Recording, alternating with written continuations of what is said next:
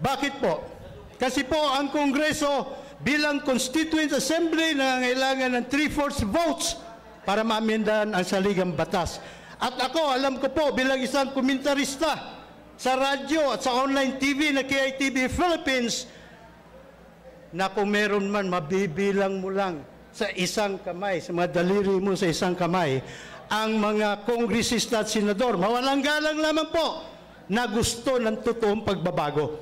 Kung sino man po ang nangangako sa sambayanang Pilipino, ito po, gusto kong ipaalam sa buong sambayanang Pilipino. Kung sino-sino po mga politiko na nangangako sa atin, natutuldukan ng korupsyon. Ang tanong, may nangyari po ba?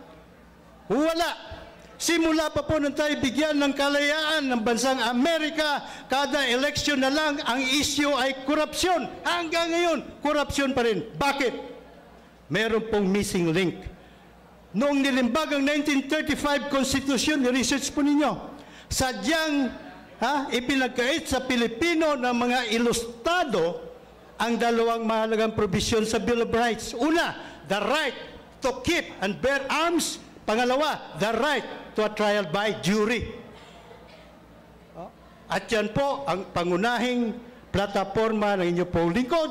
At pangalawa, ayun pong pagpapalakas ng kooperatiba. Pansinin po ninyo, lahat ng mga negosyo na makatas sa napunta sa mga oligarko. Sino namumuhunan? Magandang hapon po si Chairman Bautista. Sino namumuhunan? Tayo po. Mamamayang Pilipino.